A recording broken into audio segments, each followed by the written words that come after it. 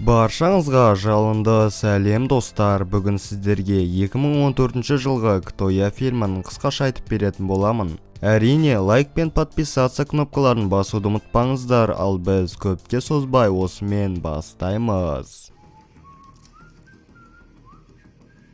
Германиядан шыққан Бенджамин атты жігіт әлемдегі ең қауіпті хакерлердің бірі болып саналады. Бұл жігіттің полицияға өзі келуінің себебі Интерполға ресейлік Достар атты кибермафияны ұстап бермекші. Бенджамин тек киберқауіпсіздікке жауап беретін Ханнамен сөйлескісі келеді. Бұл жігіт жастайынан өзін көрінбейтін батырға теңеген, яғни бала кезінде оның достарда болмаған. Комикстағы батырлар секілді Бенджаминнің әкесі қашып кеткен екен, ал анасында психикалық ауытқу болғандықтан көп ұзамай қайтыс болыпты. Содан бері Бенджаминде тек Альцгеймермен ауыратын әжесі ғана бар.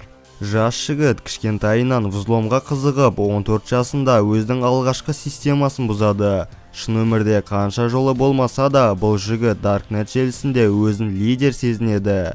Бенджамин үшін үлгі болатын тек бір ғана адам бар, ол MRX. Бұл хакер кез келген системаны бұза алады және осы күнге дейін оны ешкім таба алмаған. Бенджамин универге түспегендіктен пицца курьері болып жұмысқа кіріпті. Жас жігіт Мариатта мектеп кезіндегі ғашығы үшін хакер болуды шешкен екен. Бір күні Мари Бенджаминнан экзаменнің жауаптарын тауып беруін өтінеді. Сонда Бенджамин түннің бір уағында универге келіп, серверді взломать ету арқылы жауаптарын алады. Бірақ енді қашқай жатқанда оны күзетші тоқтатады. Бұл әрекеті үшін сот үкімі жаза ретінде оны 50 сағат бойы көшені тазалауға жіберген екен. Жұмыс кезінде Бенджамин Макс атты жігітпен танысады. Оның взлом жасауға қабілеті бар екенін түсінген Макс жас жігітті вечеринкаға шақырады. Бенджаминнің айтуынша Макс өзіне сенімді және харизматикалық жігіт. Былай айтқанда Бенджаминнің тура қарама-қарсы түрі. Вечеринка кезінде Макс Бенджаминді өзінің достарымен таныстырады. Стефан программалық жабдықтаудың шебері, ал Пол болса құрылғыларды бес саусағындай біледі. Пол мен Стефан дәлел ретінде одан хакерлік бір әдіс көрсетуін талап етуде. Әйтпесе бұл жерден тірі шықпайды екен. Компьютерге отырған жас жігіт тез арада системаға кіріп, район бойынша жарықты өшіріп тастайды. Бірақ үйге полиция келгенде төртеуі жан-жаққа қашуды шешеді. Бенджаминнің ауру әжесі үйден шығып кеткен екен. Ары-бері көп іздеген Бенджамин әжесін жолдың қақ ортасынан көреді. Ауруына байланысты әжесі емханаға түседі, ал Бенджамин үйіне қайтуда. Жолда жас жігіт Максты кезіктіреді, сөйтсе ол да MRX-тің үлкен фанаты екен. Макс жігітті өзімен бірге хакерлік миссияға апармақшы. Жиналыс залына келген Бенджамин ақырында презентация көрсетілетін ноутбукқа қарай барады. Ноутбукпен желіге кіріп, миссияны аяқтаған соң төртеуі ойларына келгенді істейді.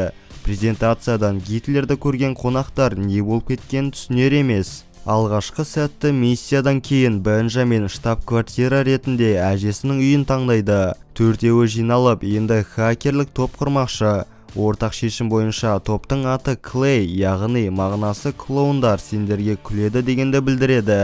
Сол сәттен бастап олар көптеген кибершабуылдармен айналысуда. Өздерінің аттарын шығару үшін акция нарығындағы графиктің бағытын ортан саусаққа өзгертеді. Осының арқасында олар көптеген қаралым жинап жаңалықтарға шыға бастайды. Бірақ сонда да MRX оларды мойындайтын емес.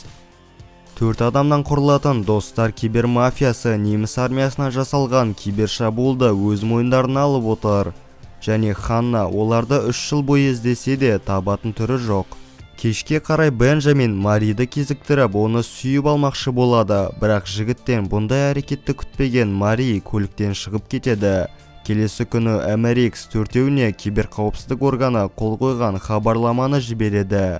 Хабарлама бойынша Клей хакерлері Достар кибермафиясымен салыстырғанда ешқандай қауіп төндірмейтіні айтылған. MRX оларды мектеп оқушыларына теңеп, бәрінің көзінше ұятқа қалдырады. Ашуланған Макс енді қандай әрекетке барарын білмей тұр. Сонда Бенджамин Германияның ішкі істер органын взломать етуді ұсынады. Қоқыс алаңын ақтарған төртеуі әзер дегенде ғимараттың серверіне жол тауып миссияға кіріседі. Миссия бойынша Бенджамин серверге жауапты. ал қалғандары камералар мен принтерлерді взломать етуде. Миссияның сәтті өтуін төртеуі клубта тойламақшы, бірақ сол жерде досының Маримен сүйісіп тұрған көрген Бенджамин ертеңде оларды үйге кіргізбей қояды. Ешкімге айтпастан ол серверден алған құпия есімдерді MRX-ке жіберуді шешеді. Біраз уақыттан соң үшеуі сонда да үйге кірген болып шықты. Макс Бенджаминмен төбелесіп жатқанда жаңалықтан достар кибермафиясының мүшесі Криптонның өлімі жайлы естиді. Сөйтсе MRX Криптонның Интерполға жұмыс істейтінін біліп қойыпты, өйткені Бенджамин берген Интерпол тізімінде Криптонда бар екен. Көп ұзамай MRX өзінің достар кибермафиясының 4-ші мүшесі екенін жария етеді. Бенджамин достарына кеше не істегенін айтуда. Ендігіден бастап Клей командасы Германияда хакерлік және террористік ұжым болып саналады. Істеген ісін өз мойнына алған Бенджамин барынша MRX-пен байланысқа шығып, оның шынайы бейнесін ашпақшы. MRX олардың алдыңғы әрекеттерін бағалап отыр, бірақ енді Европолдың системасын бұзуды ұсынады. Сол сәтте ФБР агенттері Клей командасы дәл қазір отырған мекен-жайды тауып алады. Спецназдар ғимаратқа кірген сәтте төртеуі әзер қашып үлгереді. Алдымен айғақтарды жою үшін үйді өртеп, енді Европолдың ғимаратына қарай аттанбақшы. Бірінші олар қоқыс жинайтын КамАЗ арқылы кіруді шешеді, бірақ сәтсіз. Екіншісінде канализация арқылы жүргенде Макстың абайсызда қолына шеге кіріп кетеді.